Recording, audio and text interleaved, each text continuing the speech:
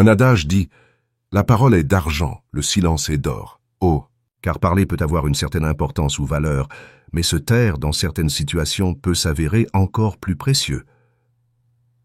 Travailler dans le silence constitue la plus éloquente réponse que l'on puisse offrir à ses détracteurs. Car tandis qu'ils vous calomnient, vos réalisations parlent pour vous et réduisent leurs propos au silence.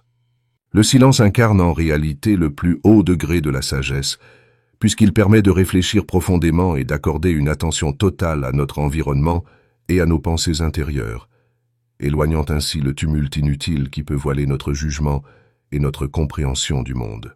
Ainsi, le silence constitue le summum de la sagesse. Les grandes réalisations sont souvent accomplies dans le silence, à l'abri du bruit et de l'agitation, où concentration et persévérance sont essentielles.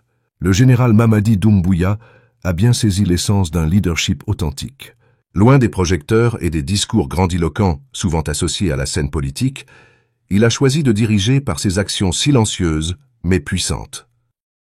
Nous sommes très satisfaits du résultat que nous voyons aujourd'hui. Les travaux sont à peu près à 95%. Nous sommes en phase de finition pratiquement. Le pont est achevé à 100%.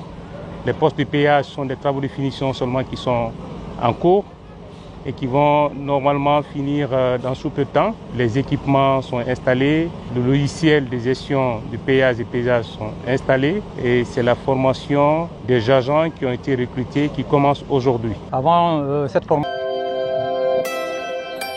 nous sommes ici sur le site de construction du tunnel de 926 mètres de long, une infrastructure clé du projet ferroviaire de Sinfé.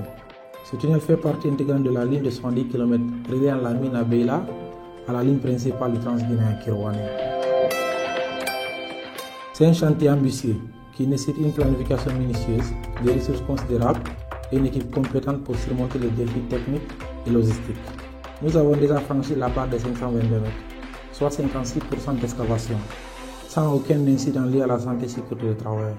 Chaque centimètre creusé est certes important, mais pas au détriment de la sécurité de nos employés et de nos sous-traitants. Notre priorité absolue demeure la santé et sécurité de nos travailleurs avant tout.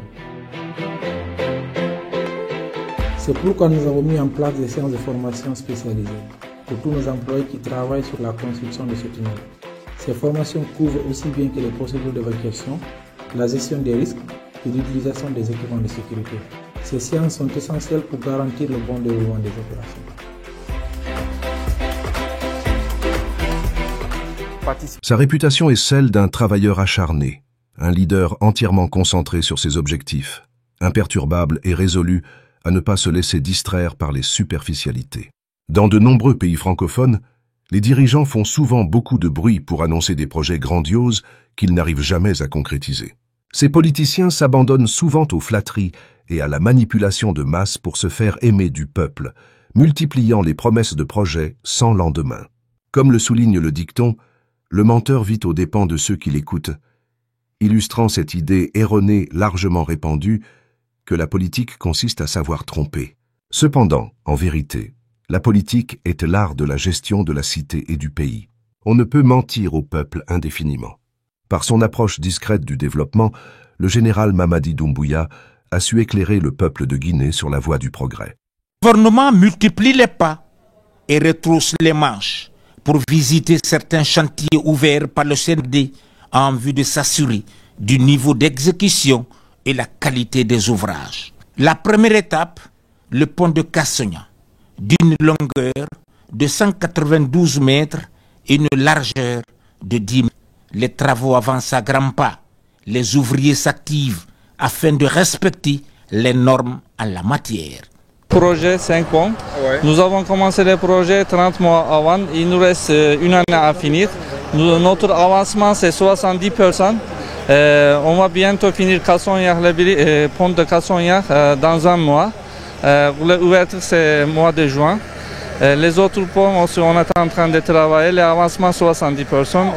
On compte à finir à Kimbo et Kisoso mois de juin. Le reste, avant la fin d'année.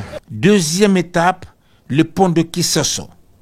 C'est un pont de 144 mètres et 1,2 km d'accès qui permettra de relier Kisoso à Antanor. L'ambassadrice des Pays-Bas, en Guinée se dit satisfaite du niveau d'exécution des travaux. Ce projet de 5 ponts, pour nous, c'est un projet très important parce que ça lie en fait les grandes villes de Conakry, les différentes zones de la ville et ça facilite le transport, l'activité économique, les activités sociales et ça crée beaucoup de avantages pour toute la population. Et on touche avec un tel projet une grande partie de la population de Conakry. Donc, à peu près 1 million de personnes peuvent facilement maintenant traverser, si c'est fini, d'un quartier à un autre quartier.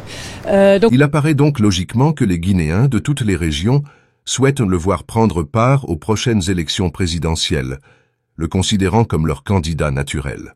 Bien qu'il ait promis de ne pas briguer un mandat présidentiel, il doit réaliser que la volonté populaire prime souvent sur les engagements individuels. Désormais, son destin personnel est lié à celui du peuple qu'il s'est engagé à servir et à protéger. Des milliers de militants de la junte se sont retrouvés à Kindia, ville située près de 160 km de Conakry, pour soutenir une éventuelle candidature du général Doumbouya à l'élection présidentielle. Ceci. Surnommée la cité des agrumes, Kindia a des airs de ville blanche.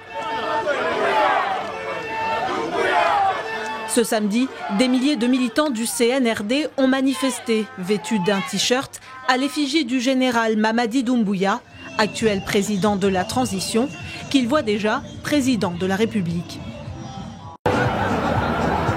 La marche de l'unité et de la paix organisée à Kankan ce matin a rassemblé une foule immense. Partant de la ville à Sili, dans toutes les artères de la ville de Kankan, les responsables locaux, les citoyens, les ressortissants, ainsi que des délégations de plusieurs ministères se sont rendus à la place des martyrs. Tous étaient là pour témoigner leur soutien à la candidature du président de la République, le général Mamadi Doumbouya, devant une foule à liesse. Moins de 2 ans, il a orchestré des avancées remarquables en Guinée. À travers son approche discrète mais efficace, il a concrétisé ce qui pourrait être qualifié de miracle guinéen. Conscient que le développement du pays ne peut se faire dans un climat de corruption, il a fermement engagé la lutte contre ce fléau, faisant de ce combat une priorité. Je n'ai pas d'amis ou de famille face à la corruption et le détournement des deniers publics. Et comme je vous avais promis, ma main ne tremblera pas. Cette tâche ardue, il s'est entouré de collaborateurs comme le ministre Alphonse Charles Wright, qu'il a su révéler comme le meilleur ministre de la Justice que la Guinée ait jamais connu.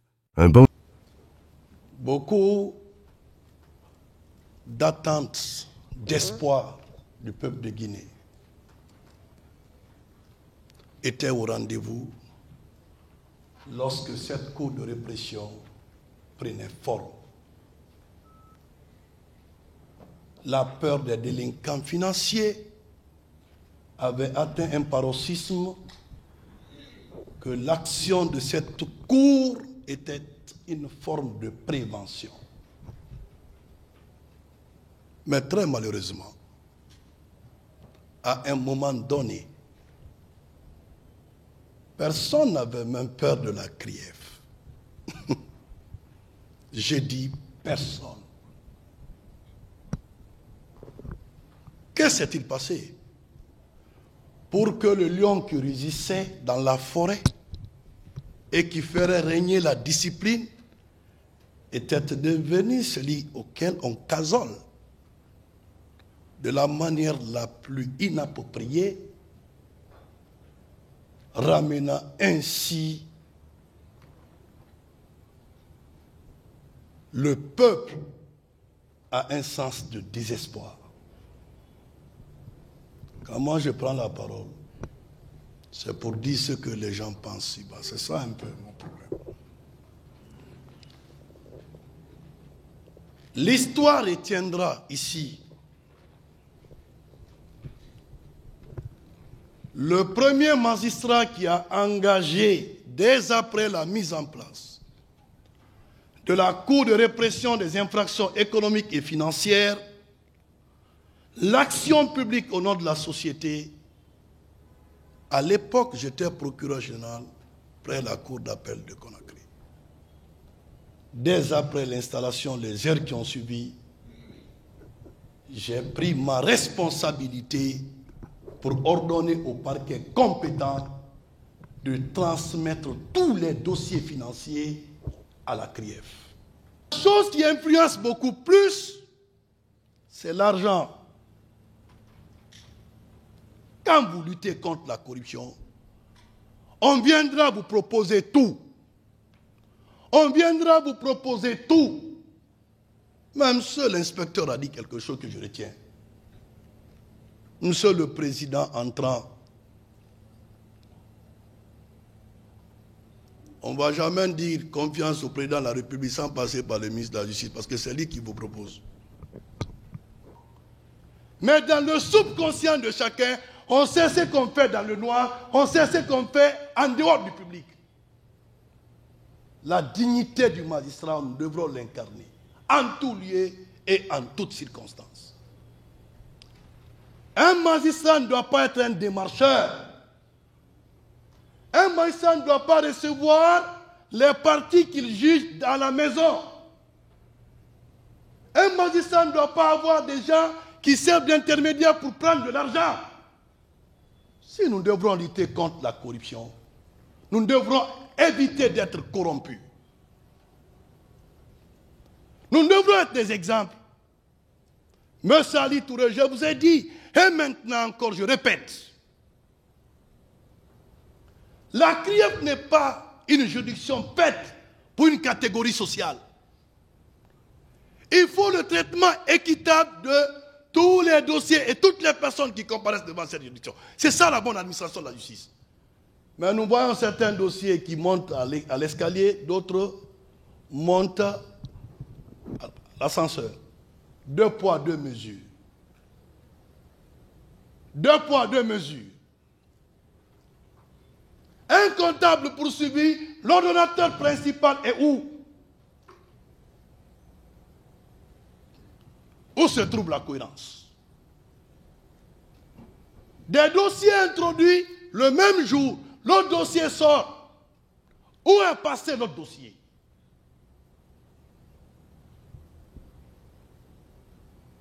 Inspire de nouveaux leaders, et comme le dit le célèbre adage, le leader est celui qui amène les gens à faire ce qu'ils n'aiment pas jusqu'à ce qu'ils l'apprécient.